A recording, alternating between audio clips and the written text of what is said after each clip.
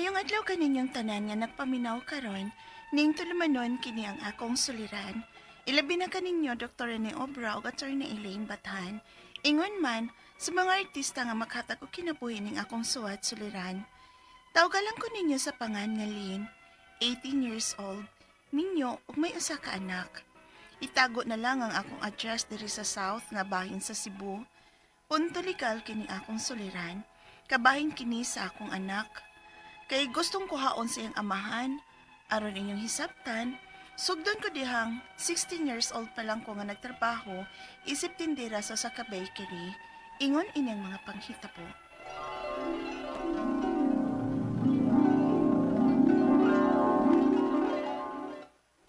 Ayo, kalita ko paan. Lin, ikay atubangan ng atong customer, be. Ano dik ikaw, Debra? Uy, Pan, paliw. nakoy gibuhat diri. Nag-arrange po ko aning bagong naluto nga pan. Ay, di man kud ako'y tuyo, ana. Pasumangin naman nagpalit og paan, kud. Ha? Ikaw may tuyo. Kisam din na. Si Winnie. Siya na po. Sugta na gani na, uy. Ang di magsigig pa sumangil nga magpalit og paan din, eh. Unya, ang paliton na ba? Doon yung kabuko, kopya. Amaw, syempre, para snacks ragod niya. Ang ag-iyang daghanon. Ay, sige na ba? Lakaw na dito ba? Aron mo pahawa na nas Winnie, diha. Ay, sa mukha gining tawhan na gid uy. Unsay imo? Doha ka, hopya. O, ikaw. Erin nimo uy. Nalin ba? Dugay kay kapasugton ay. Kapoy na kay si kaning pasumangil diri nga palit og pan diri sa iyong bikeri. Sugdan na taon ko aron na dili na ko magsigig anhi dinhi.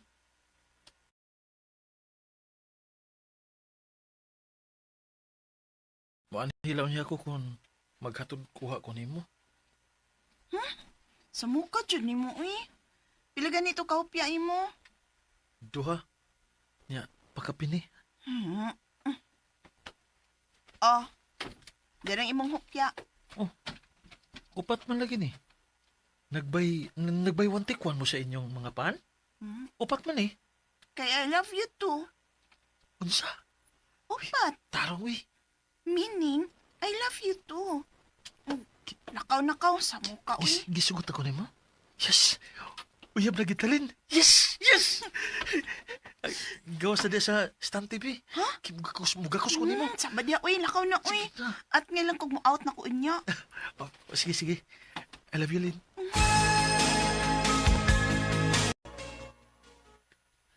I love you, Lynn. Nakuha na ko nimo. Basig mo maptos niya ko. Di lagi.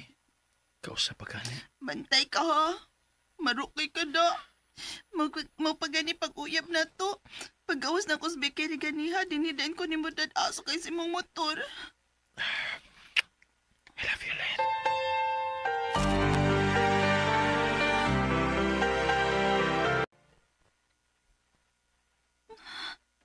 Ha? Mao ka na, Debra. Maptos ka ko kay wala naman ko duga. Laka diha, uy. Doon na di-ay nahitabo ninyong Winnie. Humani mo siya sugta. Oh, Winnie ay. Kay uyab naman ko nomi. Sayo, hasad ni mo ni surrender sa imong bandila. Uy, huwag mo lang paigot o gamay Winnie. Debra, unsaon man ni ako ron kung maptos kit ko. Unsaon man.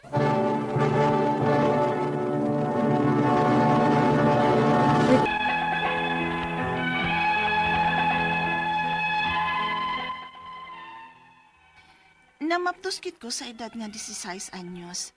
Nanganak ko sa edad nga 17 anyos. Ug tungod kay dili pa mi makasal kay minor de edad pa man ko, samtang si Winnie 21 na, nag-ipon na lang una mi sa ilang bahay, uban siyang mama ug papa. Apan, nagsalig naman hinuon siya sa iyang mga ginikanan. Sakan ka naugan na malang hinuon ko niya sa ilaha, kay permi man siyang uban siyang mga barkada. Unya inigli, hubog. Maong permi na lang ming mag-away. Og dapatan pa ko niya. Unya. Manamparos man ka, oy! Samo kikay ka. Ha? Madugay lang gani ko sa pagpauli. Daghan ka na kay pangutana. Ha? Ay, yaman! Oh? Oh, mas naman naman eh.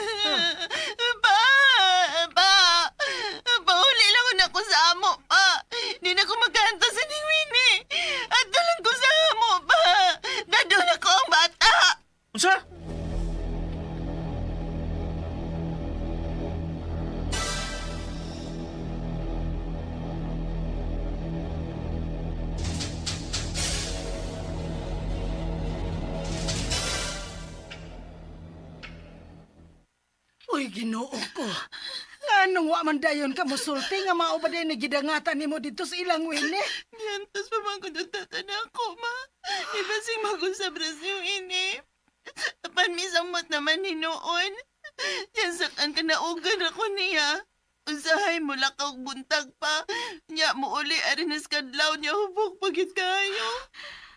Kung naibawasap na ako nga may lain sa siyang uyab, ma. Oh, dili na maayo. Ayaw na pagbalik dito sa ilaha. Kay wati ka padak ka. Aron lang pasakitan og lalaki lin. Ma.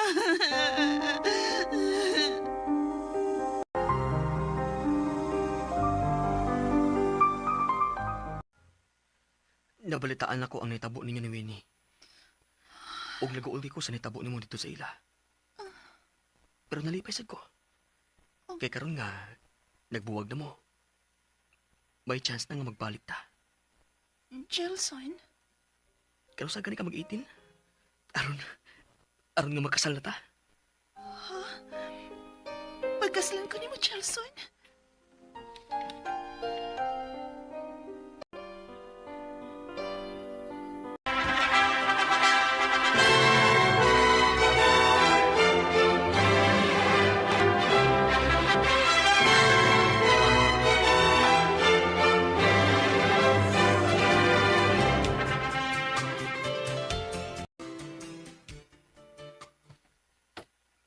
Nag-menu naman day ka?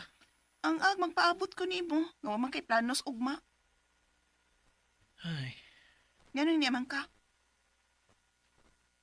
karon nga na menu na magkaslain. Kuhaon na akong atong anak. Unsa? Uy, di gyud hinoy na mahimo ni. Kung sa atong pinagbuwag sa una, wa ta kag i-fight, kining atong anak, i-fight kag gyud ni siya. Dili nimo siya makuha, gikan ako.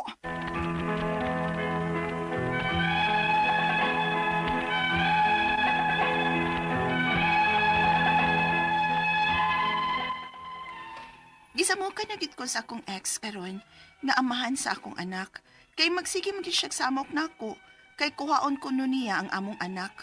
Usahay, mubati na kasuko ang akong bana, kay magselos, kay pirming magpaduol ang amahan sa akong anak, tungod sa among anak. Ang akong mga pangutana mo kining masunod. Unang pangutana, dili mi kasado sa amahan sa akong anak, kay naminyo man ko sa lain. May katungod bang mukuha ang akong ex sa among anak, bisan dili kami ang kasado, kay naminyo naman ko sa lain.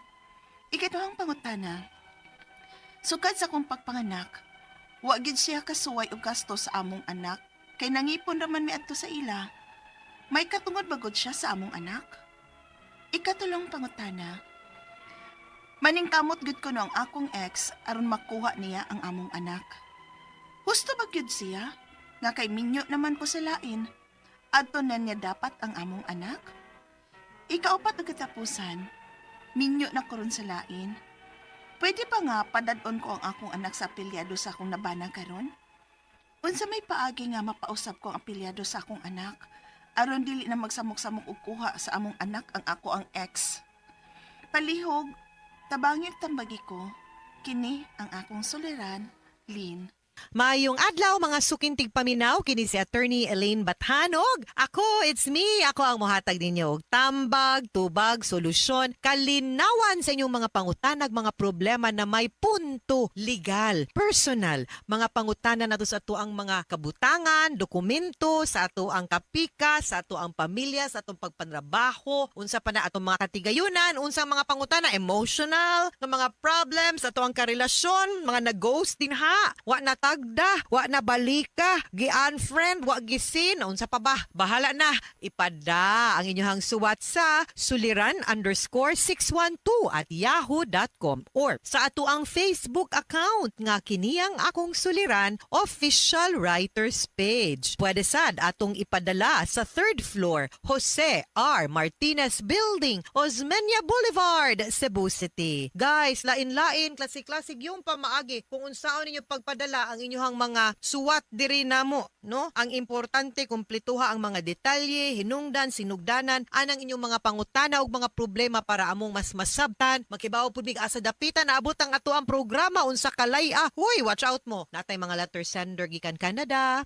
maminaw pod, no? Pinaagi sa ato ang YouTube channel, naa sa Kuwait, naa sa Qatar. Daghan kayong salamat ninyo, of course, sa mga naminaw na to sa Luzon, Visayas ug Mindanao. Thank you kaayo nga naa mo pirmi wa mo mubiya nangita pagid mo paagi. As a matter of fact, no, nga makapaminaw kay usahay di man ta kaabot aning inarong orasa kay usay mabisi, way signal, nalobat, no, nalimot nga hala alas 2 na human ng programa, no? Pero nangitag paagi para paraan naman gyud ni guys, no? Mo ni ang ingon nila, start where you are, use what you have, do what you can. Oh, para sa ato ang goal, ang importante ramang gyud anino ang pagsugod. Murag gyud na ilang giingon. Noon niya ay pangita og wa din ha. Make use og unsay resources nga naa ka para dili ka magproblema, no? You try to make sure nga sa imuhang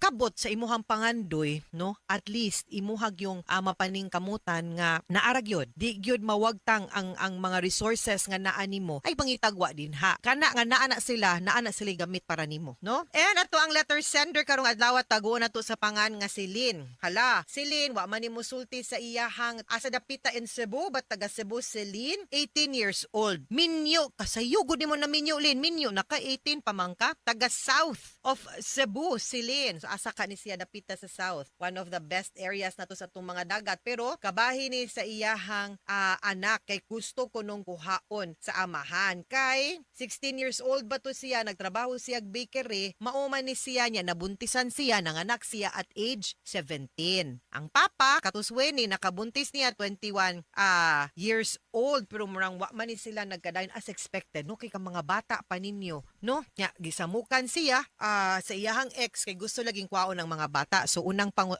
unang pangutana, di mi ay kaminyo ka, dili sila kasao, di sila kasado sa iyahang amahan. Minyo day siya tinuod oy. Di sila kasado sa amahan kay naminyo na manislin og lain. Okay? May katungod bang mukuha ang akong ex sa among anak bisan dili kami ang kasado kay naminyo mangkuslain. Okay, atong klarohon, pagka anak nimo 17 man kaatulin, no, di pamanggid ka pwede tinuod pod maminyo, daga ka. And because daga ka, ang bata or ang status sa bata illegitimate child. Kaya ang kanang illegitimate child mo na yung mga bata nga nataw gawas sa kaminyoon. And ang illegitimate child, ang kustodiya sa bata anha gyud na sa mama. So dili pwede makuha sa papa ang inyong bata kay illegitimate child man siya, anha na nimulin. Okay? Ikaduhang pangutana. Sukad pagpanganak nako, wa gyud siya kasuway og gasto sa among anak kay nangipon raman mi ngadto sa ila. May katungod bagod siya sa among anak. Of course, di man gyud ko moingon nga way katungod ang papa kay kamo mangduhay naghimo anak day. Co-maker man na siya. Pero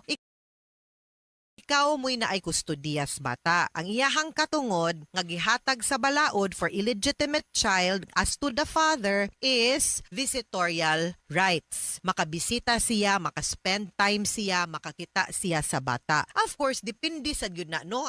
Sa mga that's the minimum. Di guna ningon nga ay visitorial ra ka dili pidi maka tuog sa imong bata. Depende gyud kung unsa pud ka maayo ug ka okay ang inyong relasyon, no, duha, no, sa papa, relasyon ninyo sa papa kay magkasinabot lang mo, mutuman lang pud siya sa imong mga kondisyon ug unsa imong gusto, di ba?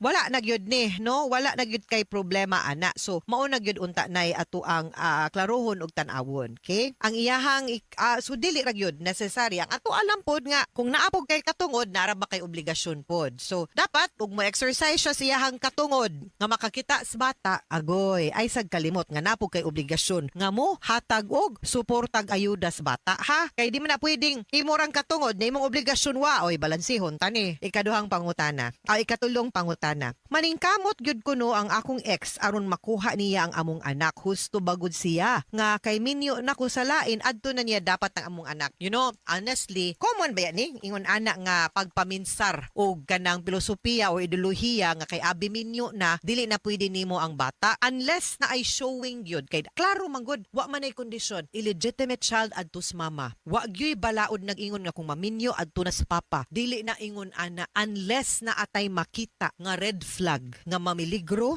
ang kinabuhi or ang welfare sa bata ngadto sa kustodiya sa iyang mama o sa iyang bagong kaipon o iyang bana, di gyud na nato makuha ang kustodiya sa bata. Adto gyud na nagpabilin gyud nga visitorial rights ra gyud ang papa sa usa ka illegitimate child unless for kana compelling reasons. No, kay posible pa ganing mapunta pa sa lulug-lula kaysa mapunta nimo, no? Pero naagi instances wa ko nag-ingon imposible or dili gyud na ay instances. We just have to show it. Ang mas maayo. Pero ako pod, I always advise man may kliyente nga.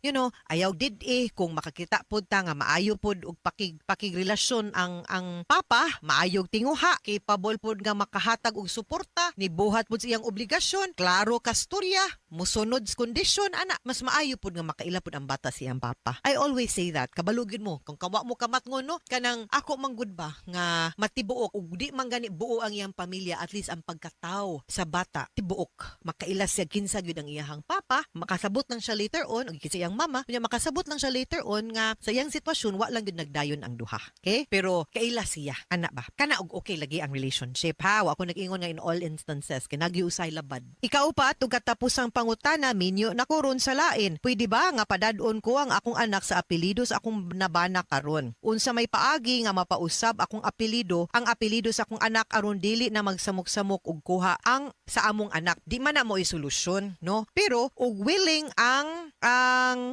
imuhang bana karon, the process lin is adoption. Adapon legally sa imuhang bana karon ang inyong anak, no? Nga inyong anak kana pod ug motugot pod ang papa. So dako-dako siya nga proseso ug di pod na maoy solusyon para di mo samok-samokon, no? Adto na lang duol og lawyer, duol og abogado, no, para maklaro ug masuta og unsa gyud ang iyang tinuha. Kay kung ganahan sa gyud siya makakita sa bata, nindot man pod na. Pero klaro hapon nga dapat muhatag sad siya sustento sa bata. Okay? Og dapat respetaron pod mo, respetar pod siya sa imong bag-ong karelasyon karon. Di sad siya mang hilabot. Ana lang, mahusay ra na. Mga suking tigpaminaw, hinaut unta nga namoy nakutlo na pagtulunan karong adlaw. Kini si Attorney Elaine Bathan. Daghan kayong salamat sa inyong pagpaminaw sa atong tulumanon. Hangtod sa sunod nga sugilanon, dinhigapon sa tuang programa kini ang akong suliran. Gikan